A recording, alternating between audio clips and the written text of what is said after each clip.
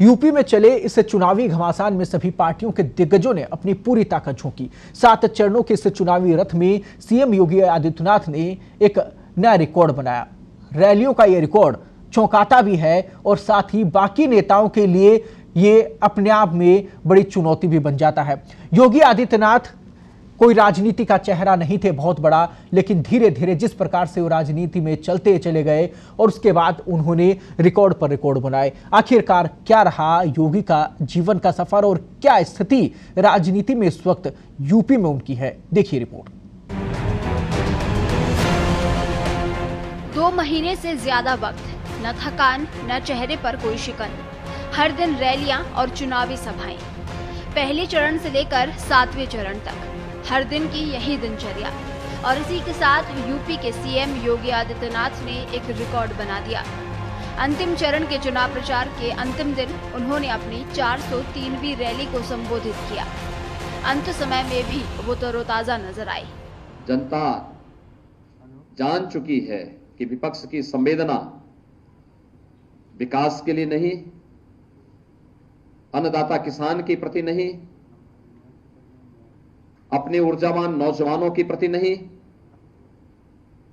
माता और बहनों और बेटियों की सुरक्षा के लिए नहीं, प्रदेश के समग्र विकास के लिए नहीं, उनकी संवेदना पेशेवर माफिया और अपराधियों के लिए है। उनकी संवेदना आतंकवादियों के प्रति है और उन्होंने समय समय पर यह भी करके दिखाया है। लेकिन अब जनता उनको कभी मौका नहीं देगी। उत्तर प्रदेश की जनता कभी मौका नहीं देने वाली है। छठे चरण के चुनाव प्रचार के दौरान उनका ठिकाना गोरखपुर बन गया। गोरक्षपीठ में रहने के दौरान वे सुबह 4 बजे ही उठ जाते थे। नित्य कर्म और फिर हठ योग। सुबह 6 बजे कक्ष से बाहर, नए औज और तेज के साथ। हर दिन कदमों में नई ऊर्जा।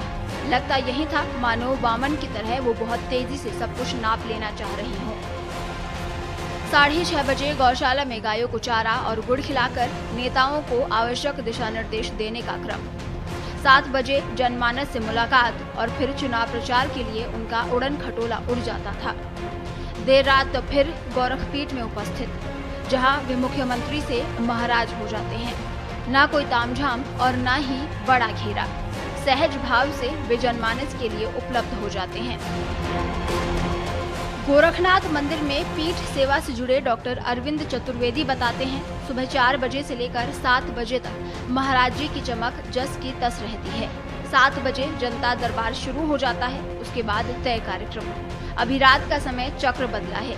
कई बार तो देर रात 1 बजे तक वो बैठ कर रहे थे। इसका फर्क सुबह के जगने पर नहीं पड़ता। सुबह वो हमेशा ही 4 बजे ही उठते हैं। डॉक्टर अरविंद चतुर्वेदी बताते हैं, योगी आदित्यनाथ तप योगी और कर्म योगी हैं। योग और साधना से परिपूर्ण है। वो योग निद्रा लेते हैं। इसमें करवट के बल नहीं सोया जाता है। इससे उनकी नींद 3 घंटे में ही पूरी हो जाती है। योग का ही बल है कि वो हर वक्त तरोताजा रहते हैं। चुनाव में ताजगी का यही राज है।